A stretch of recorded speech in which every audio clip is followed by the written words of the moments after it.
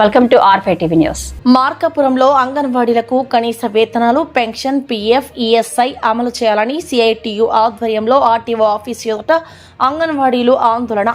అంగన్వాడీలు డిమాండ్స్: అంగన్వాడీలకు కనీస వేతనాలు 26,000 రూపాయలు ఇవ్వాలి. పెన్షన్, PF, ESI వంటి సామాజిక భద్రతా సౌకర్యాలు అమలు చేయాలి. పెండింగ్ లో ఉన్న మినీ సెంటర్లను మెయిన్ సెంటర్లుగా అప్గ్రేడ్ చేయాలి. హెల్పర్ల ప్రమోషన్ కి 5 సంవత్సరాల సీనియారిటీని రద్దు చేయాలి. సంక్షేమ పథకాలు అమలు చేయాలి. పని భారం పెంచే నవచేతన యాప్ను రద్దు చేయాలి. పెండింగ్ లో ఉన్న TA బిల్లులు వెంటనే ఇవ్వాలి. అంగన్వాడీలకు కనీస వేతనాలు, పెన్షన్, PF, ESI అమలు చేయాలని CITU ఆధ్వర్యంలో RTO ఆఫీస్ ఎదుట అంగన్వాడీలు ఆందోళన చేశారు.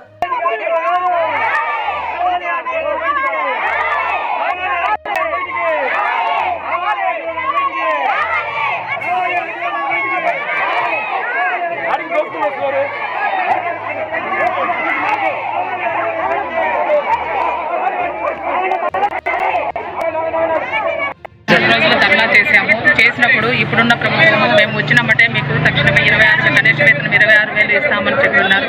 ప్రభుత్వం ఏర్పడి 2 సంవత్సరాలైంది, అయినా కూడా మా గురించి ఆలోచించడం లేదు.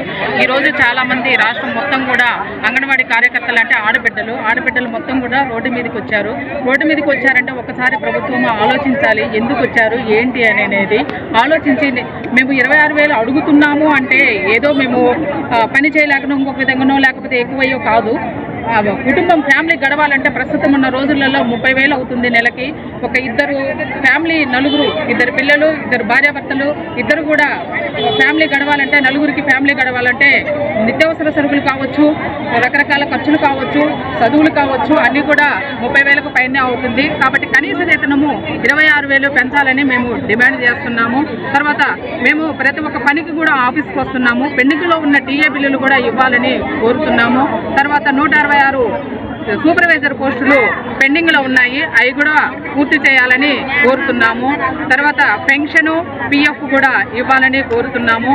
తర్వాత అంగన్వాడీలకు వచ్చేసరికి ప్రభుత్వం ఇచ్చేటువంటి సంక్షేమ పథకాలు, అమ్మఒడి, రైతు భరోసా, ఇవి రకరకాల సంక్షేమ పథకాలు ఉన్నవి. ఆ పథకాలు కూడా మాకు వర్తింపజేయాలని కోరుచున్నాము.